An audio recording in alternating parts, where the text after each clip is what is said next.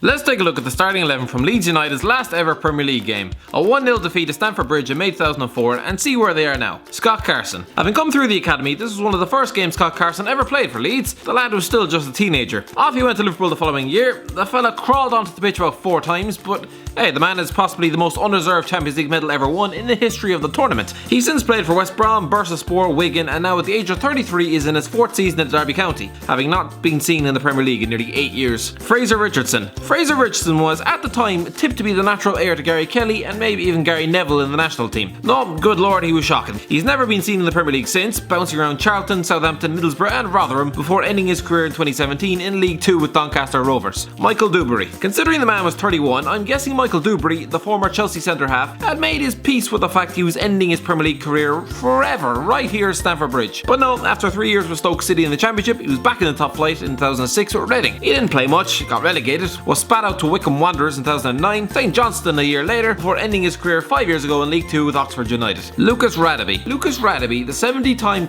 South African captain, was a modern-day legend at Ellen Road. Even Nelson Mandela, the man who served 27 years behind bars for his country, called this guy his hero. Well, he was 35 when they were relegated, but stuck around one more season to try and get them promoted at the first attempt. But with half the team having been flogged on the black market, they finished 14th and he retired. He since worked as an ambassador for the FA trying to boost their 2018 World Cup bid, did not work, done some punditry and won a PFA Merit Award for his contribution to football. Ian Hart.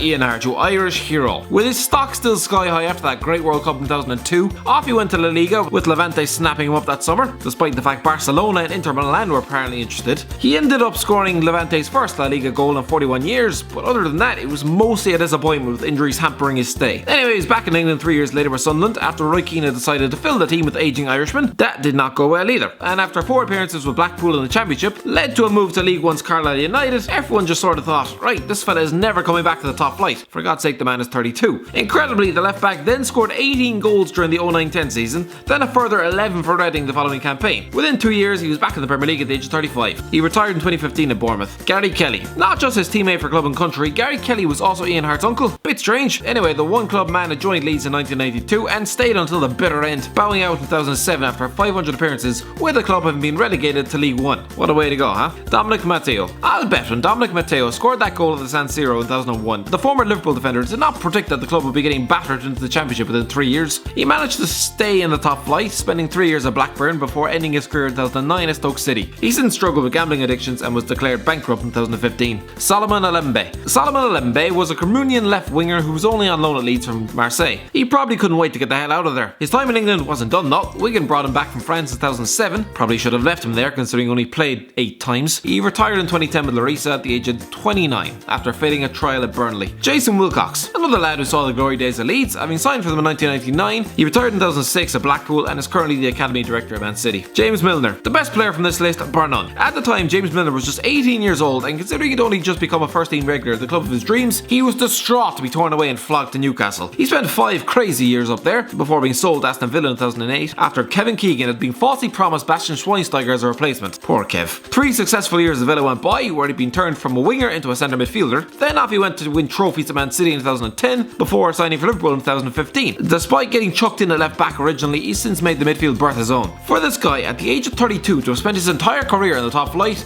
and to have amassed over 60 caps for his country, it's fantastic. Alan Smith. Alan Smith should have had a fantastic career, but no.